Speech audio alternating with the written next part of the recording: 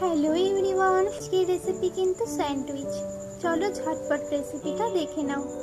প্রথমে এখানে আমি বেসন নিয়ে নিয়েছি আর নিয়ে নিয়েছি 2 চামচ নুন, আর সামান্য একটু ঝালের জন্য দিয়ে দেবো একটু লঙ্কার গুঁড়ো।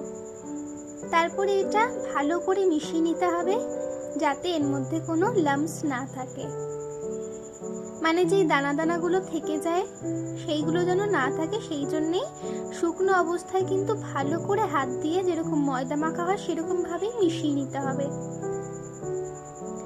তারপরে অল্প অল্প করে জল দিয়ে এটাকে ভালো করে একটা ডো করে নিতে হবে।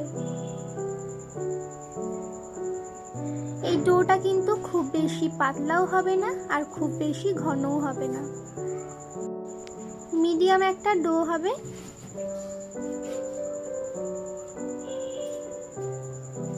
দেখতেই পাচ্ছ এখানে কিন্তু বেসন গোলাটা পুরোপুরি রেডি। কড়াইটা ভালো করে গরম হয়ে গেলে এখানে আমি সামান্য তেল দিয়ে দেব। তেলটাকে ভালো করে স্প্রেড করে এখানে আমি ফোড়নের জন্য দিয়ে দিচ্ছি সাদা জিরে। এটা কিন্তু স্যান্ডউইচের ভিতরে যে আলুটা থাকে সেটা রেডি করছি। তারপরে এখানে আমি পেঁয়াজ কুচি দিয়ে দিলাম। পেঁয়াজটা কিন্তু চৌকো সাইজের ছোট ছোট করে কুচি কুচি করে কাটতে হবে। পেঁয়াজটা দিয়ে দেওয়ার পরে পেঁয়াজটা কিন্তু ভালো করে লাল লাল করে ভেজে নিতে হবে। আস্তে আস্তে কিন্তু পেঁয়াজের কালার চেঞ্জ হতে শুরু করেছে, দেখতেই পাচ্ছ। পেঁয়াজটা ভালো করে ভাজা হয়ে গেলে আমি কিন্তু এখানে 2 সাইজের আলু, মানে 2 আলু কিন্তু আমি এখানে আগে থেকে সিদ্ধ করে রেখেছিলাম। অবশ্যই কিন্তু আলুটাকে ভালো করে সিদ্ধ করে নিতে হবে, সিদ্ধ আলুটাই কিন্তু ব্যবহার করতে হবে। আলু কিন্তু গোটা থাকলে একদমই হবে না, মানে আলুর তরকারিতে যেরকম গোটা গোটা আলু থাকে ছোট ছোট সাইজের কাটা, সেরকম থাকলে কিন্তু একদমই হবে না। এটা আলু মাখার মতন কিন্তু ভালো করে এইভাবে মেখে নিতে হবে। তারপরে এখানে আমি 1.5 চা চামচের মতন নুন দিয়ে দিলাম, 1.5 চামচের মতন হলুদ দিয়ে দিলাম। এইবারে সবকিছু আমি একসঙ্গে ভালো করে মিশিয়ে নেব।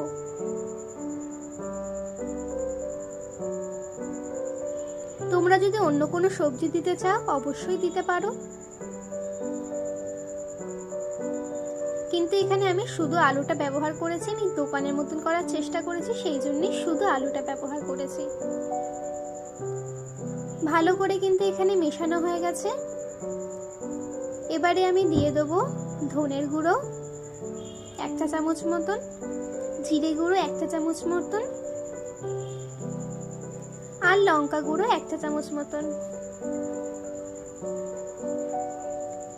আর এখানে দিয়ে দিচ্ছি 1/2 চামচ মতন চাট মশলা। সবকিছুকে একসঙ্গে ভালো করে মিশিয়ে নিয়ে এটাকে কিন্তু নামিয়ে নেব।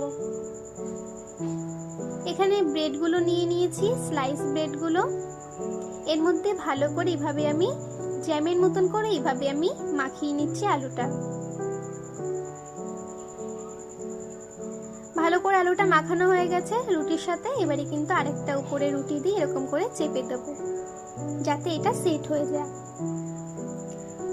একটা ছুরির সাহায্যে এইভাবে চিকন করে কেটে নেব। ব্যাস, স্যান্ডউইচের সাইজ কিন্তু পুরোপুরি রেডি।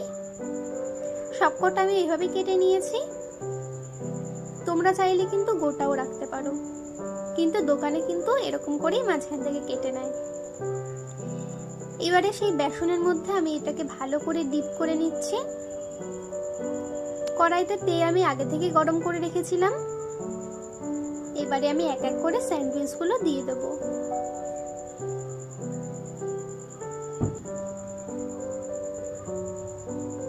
এপিট ওপিট করে ভালো করে ভেজে নিতে হবে।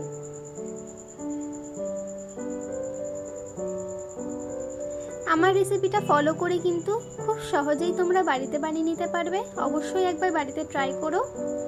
একদম ঘরোয়া পদ্ধতিতে বানিয়েছি, তোমাদের খুব সুবিধা হবে। অবশ্যই ট্রাই করো বাড়িতে। আর আমার রেসিপিটা তোমাদের কিরকম লেগেছে অবশ্যই কিন্তু কমেন্টে জানাতে ভুলো না।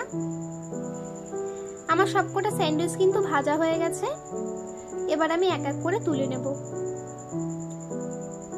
আর সসের সঙ্গে পরিবেশন করব। ভিডিওটা ভালো লাগলে অবশ্যই একটা লাইক, কমেন্ট আর শেয়ার করে দিও।